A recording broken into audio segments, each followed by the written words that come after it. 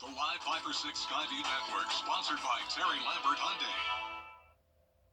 It's a very cloudy, rainy, and cooler day, but a completely opposite forecast for a Tuesday. We're back to sunshine and warm all the way into the 80s later on this week with another chance of rain by the weekend. I'll have all the details coming up.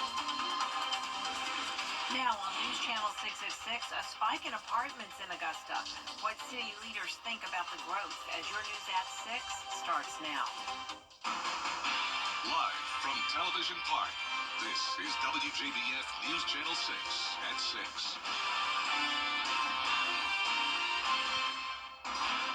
Good evening, everyone. I'm Jenny Montgomery. Thanks so much for joining us. Brad is on assignment. Coverage you can count on begins with Augusta leaders discussing drawing the line on certain developments. About half of Augusta does not own their own homes. Many thousands choosing apartments, but some commissioners say there are enough apartments. George Escala has more. It's a growing business. The number of apartment complexes across Augusta people selling homes have noticed. We actually have seen an influx of apartments going up all over, and then the price of the apartments are like substantial. With the growing number of apartments, some city leaders believe Augusta has reached its limit. At their meeting Tuesday, city leaders are scheduled to discuss a freeze on future apartment construction. I'd rather have house tops, rooftops, than apartment complexes. Apartment complexes put an impact on our infrastructure, it puts an impact on our school system. But city leaders say the downtown business district would not be included in the apartment moratorium. Because that's where the millennials are going to be living. Realtors say the increasing number of apartments hinders building single-family homes. There needs to be more opportunities for homeowners to be able to buy. If there's too many apartments, then there's no need to purchase homes. But there are concerns a moratorium on apartment buildings would impact the supply and increase rent costs. More apartments would, a lot more, would probably lower the prices, and there definitely needs to be more affordable housing for the younger generations. It's really hard to buy houses right now. There are a lot of apartment options right now in the city, but commissioners could be reducing that in the future. In Augusta, George Escala, WJBF News Channel 6. It is time now for our first check of the weather, and for that we turn to Chief Meteorologist Jennifer Tracci. Well, Jenny, a typical Monday. It's cloudy, it's chilly, and it's wet outside. We've been dealing with showers throughout the day, and right now on our satellite and radar, you can see we still have the rain spinning around the CSRA. You can see there's sort of a swirl to it, and that's because the low pressure is sitting right over the area. So we have that counterclockwise rotation and mostly light showers. So anywhere that we're seeing the blue color, that is just drizzle and mist. And then out towards the west, we actually have one heavier downpour here that's been around Hancock County for the last hour or so. Other than that, the rain is super light in nature. And there's that low pressure system. As this continues to move off towards the east coast, we will dry out tonight with clearing skies. But right now it's completely overcast. Our Terry Lambert Hyundai Skyview cam even showing some raindrops on our camera lens, and the roads are soaked. But luckily, it's been so light today that we're not dealing with any flooding concerns. We picked up on nearly 3/4 of an inch of rain in Augusta. Some places up to around an inch, and other places just around 1/4 of an inch. This morning we started out in the mid-40s, and then our high today only made it to 49 degrees. Average high is 70, so we were well below that. Definitely not feeling like an early March day today. We are still sitting in the 40s right now, 47 in Thompson, 46 in Millen. Swainsboro, you're at 45, 47 in Gibson, and 48 in Lincolnton. On top of that, it's pretty windy. Those gusts, or those actual sustained winds, up to 23 miles per hour now in Aiken, 17 in Edgefield, and we're seeing gusts up to around 20 to even 35 miles per hour in Edgefield and Saluda. So a breezy night tonight with the clouds and the rain continuing over the next few hours. As we go through time, we'll start to see some clearing, and the temperatures will fall down to the upper 30s tonight. But look at the sunshine both Tuesday and Wednesday. It's going to be beautiful. And then the clouds begin to take over again on Thursday. I'll have more details coming up in the full Viper 6 forecast, but back to you, Jenny. All right, thank you so much, Jenna. It's been a little more than a year since a Thomas Jefferson Academy student died, and his community continues to honor his legacy. Carter Gay died last February after an accident at a shooting range on his family's farm. Before he died, his strong faith led him to start a men's ministry, and it continues to bring many around the community together. His father says it's the same faith that's gotten him and the family through a difficult year. I've asked a lot of questions about why, and one of the first things that hit me was God told me, said, how can you ask me why I could let this happen to your son when I freely gave you mine, so that you can spend eternity with yours and with me. And what better answer could there be than that? And it doesn't make it a lot easier, but, I know I'm going to see him again. The ministry meets on 2 Saturday mornings a month at Your Hope Church in Matthews, Georgia. The Richmond County school system is helping to make resources available to students and their families. Bria Smith is here with more. School system staff believe the key to a student's success begins with a healthy home and proper resources. Monday morning's event was centered around making local resources easily accessible to parents and students within the school system. Organizations that help with utility service bills, shelter, food, healthcare, and more. The Success Center, which is a part of the school system, we work with our families who are in transition. Some people may say they're homeless, but they're in transition, or just families who found themselves in need of food, clothing, school supplies, personal hygiene, or just someone to help them with their rent, utilities. And then sometimes people just need some place to stay. So we have partnered with a lot of these community partners in here. Now, if you were unable to attend this year's resource fair, you can still find resources through the Success Center. More resource opportunities will also be held later this week. For more on that, visit WJBF.com. Jenny? All right, Bria, thank you. 3 bills and $50 million have been set aside to keep both students and teachers safe in the state of Georgia. Ricky and Alyssa's law will require all Georgia students to have mobile panic alarms to alert first responders. Senate Bill 61 will strengthen the state's law so attempted murders and terror acts towards schools by juveniles will be tried as adults. Finally, Senate Bill 179 will require transferring students to show their academic and disciplinary records to the new school within 10 days. In this situation with Appalachia, certainly parental involvement doesn't seem like that was as appropriate as it could have been. School safety, certainly the security officers that we had put there limited the fatalities and morbidity and mortality related to that shooting. State House lawmakers will review the bills in committee and may add changes to the legislation, but will have to do so before the session ends on April 4th. Aiken is working towards safer roads and fewer traffic deaths with the Safe Streets for All program. The federal grant will add better crosswalks, signals, lighting, and features to slow down speeding drivers. Pilot projects will start in North, South, and downtown Aiken. Well, this has been something that we talked about for quite a while. The money certainly is a good start, but it's not going to completely solve the issue. But we wanted to get the most substantial benefit from these initial projects. You can learn more about Aiken's safety plan at 2 public meetings this week. Wednesday at the Leslie B. Price Center and Thursday at Odell Weeks Center. Both meeting times are 1 to 2:30 p.m. Coming up, the devil in disguise. Why one man is facing charges of robbery and impersonating an officer. Next. Chris Cuomo, Tucker. Or visit rebath.com and save $1,000 off your complete bathroom remodel. A South Carolina man accused of impersonating a deputy will face charges in Anderson County. Ariana Meadows has more. It started with 2 people who were in a truck at the time, Dakota Alaline and then a young woman just in the front seat. And they look out their window, they see this guy in a motel parking lot along North Main Street in Anderson and say, hey, we're about to go, karaoke and have a great night. Do you want to tag along with us? And he says, well, sure, I'll hop in the car. Deputies say the suspect, Dakota Alaline, then drove to the back area of a shopping center on Station Drive.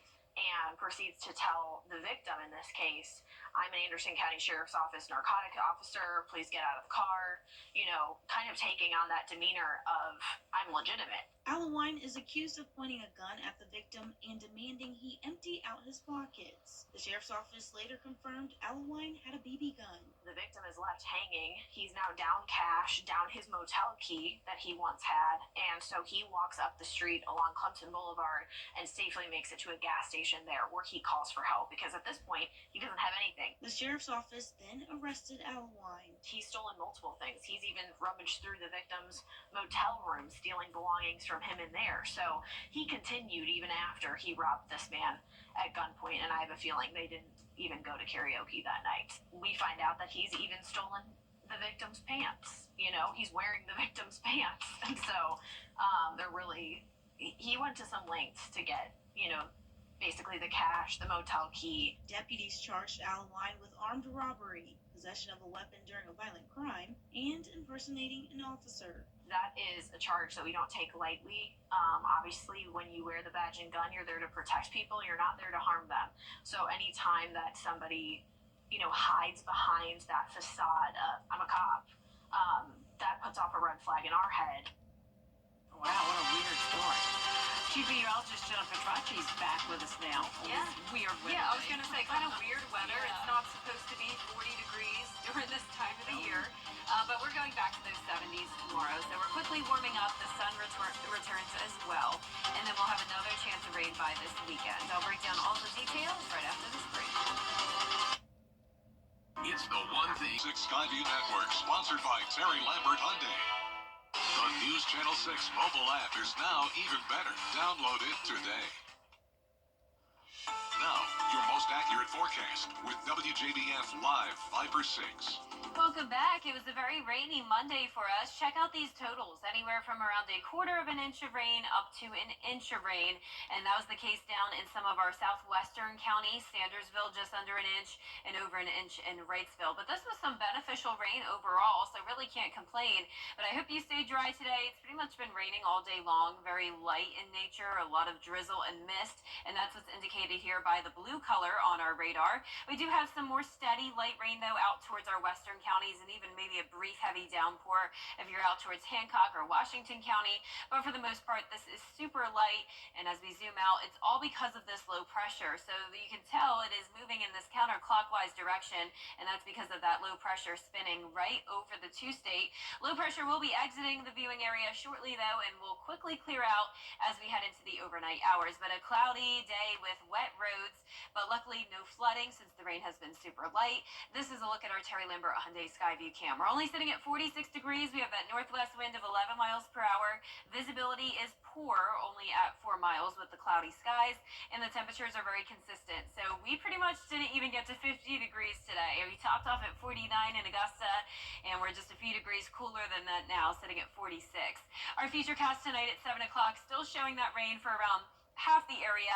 A lot of this even is a little bit overdone. So most of this will be very, very light. And then as we go through time, the rain becomes more scattered and then eventually moves off towards the east. So by midnight, a lot of us are completely dry, and you can already see the clearing happening in our western counties first. So as we go into the overnight hours, we'll see those clouds break apart. And then when you're headed out the door on Tuesday morning, it's going to be chilly, and we'll have mostly sunny skies to kick off our day. So here's a look at your planner. Upper 30s in the morning, quickly warming up to 70 degrees at the 2 o'clock hour, 74 at 5 p.m.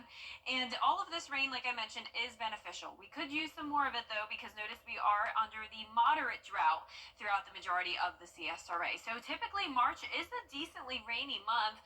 4 inches is about what we end the month with typically. And so far for these first 10 days of March, we're up to an inch and around a quarter for the first 10 days. And then we'll add another chance of rain this weekend as the temperatures warm up all the way into the low 80s. So a very warm start to the weekend. And for the third week in a row, Saturday is going to be the warmer day, Sunday the cooler day, but doesn't look as drastic as it's been over the past couple of weeks. So even as we go into next week, it's going to be warm and very spring-like. But with the spring-like warmth, we do have the pollen as well, unfortunately. So keep that in mind if you suffer from allergies. The pollen levels do become quite high as we go into our Thursday. Now, the 10-day forecast is showing the sunshine for both Tuesday and Wednesday. And then back to mostly cloudy skies on Thursday. Next rain chance will come in Saturday night into Sunday. And like I mentioned, even into next week, we are still sitting in the 70s. Now, congratulations to today's umbrella winner. That is Helen Woodward from Bath, Georgia. Helen, you can pick up your Viper 6 umbrella here at the station and sign up to win yours on WJBF.com. All right. Thank you, Jenna. Coming up, two local teams punching their ticket into the Division II NCAA tournament. Stay tuned for when and where they're playing in sports. Well, guys, another tub to shower conversion completed. Y'all, what are we going to do with all these old tubs? I have an idea.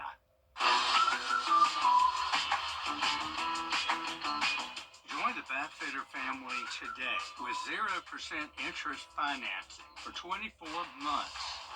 How many more tub mobiles does Dad can have us build? Call Bathfitter today for your free in-home estimate. There's strength in them on WJBF News Channel 6, brought to you by Axis One. Weather headlines on News Channel 6, brought to you by Hickson Roofing. The live 5 for 6 mobile app. Download it today. Now, WJBF sports coverage you can count on. Both Augusta U and USC Aiken have officially punched their ticket into the Division II NCAA men's basketball tournament.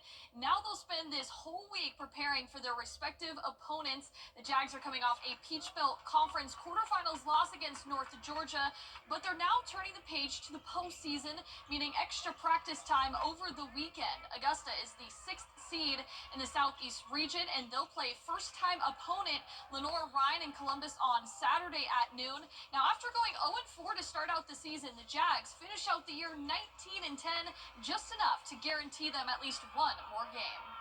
It'll be a big challenge, and just happy to be playing this time of year. There's 300 plus teams in Division II basketball, and only 64 of them are getting a chance to play. So a very good team, and it's exciting to play somebody different. And this time of year, you just worry about the opponent in front of you. Another team going dancing, the 2nd seed USC Aiken Pacers. They earned the automatic bid thanks to winning the Peach Belt Conference tournament on Sunday against USC Beaufort. They finished out the year 23-8, and they will take on the 7th-seeded Catawba in Columbus. It marks the 3rd consecutive NCAA tournament bid and 4th time under head coach Mark Vanderslice. Tip-off set for Saturday, 2:30 p.m. at Columbus State. And over to the ACC Conference, the Georgia Tech Yellow Jackets, they're gearing up for their ACC Conference tournament opponent, the Virginia Cavaliers, in Charlotte Spectrum Center. For the first time in 4 years, the Yellow Jackets earned a first-round bye in the ACC tournament, drawing the number 8 seed. Now, Tech has won 5 of its last 7 games, while Virginia, they have lost 5 of their 7 entering the tournament. Tip-off is set for Wednesday at noon. Then the winner gets to play at top-seeded Duke in the quarterfinals. More importantly than a game plan for me, honestly, is we got to go in here feeling good about ourselves and confident. You know what I mean? Like, that's the biggest thing. I think getting off to a good start going to be important. I think putting Virginia in a deficit is important. They're a totally different team when they're playing with a lead compared to when they're playing come from behind. The Clemson Tigers also gearing up for the ACC tournament, but they will have to wait until Thursday to find out who their opponent is in the quarterfinals. The Tigers are coming off a program record 26 regular season win over Virginia Tech. In that game, they forced a season-high 23 turnovers that turned into 25 points. Tip-off set for Thursday, 9:30 p.m. on ESPN and ESPN2. And the Augusta Green Jackets, they announced their promo schedule for the 2025 season. That includes 13 fireworks shows and 11 giveaways. The July 3rd Independence Day features fireworks and a specialty jersey auction that benefits the Boys and Girls Club of Greater Augusta. Opening day set for April 4th against the Columbia Fireflies, where fans, they will get a golf towel. All right. Thank you, Gianna. Thank you. We'll be right back. I'm attorney Latasha Barnes from the Barnes Law Office right here in Augusta, Georgia. If you've been injured, call me first. We are an all-female firm. We are women who win. Call us today or visit us at thebarneslawoffice.com. You've had thyroid.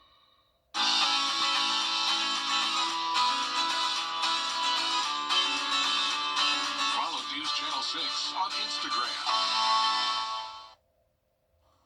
Sunshine returns for Tuesday and Wednesday as we warm into the mid to upper 70s, low 80s on Saturday with a rain chance continuing into Sunday.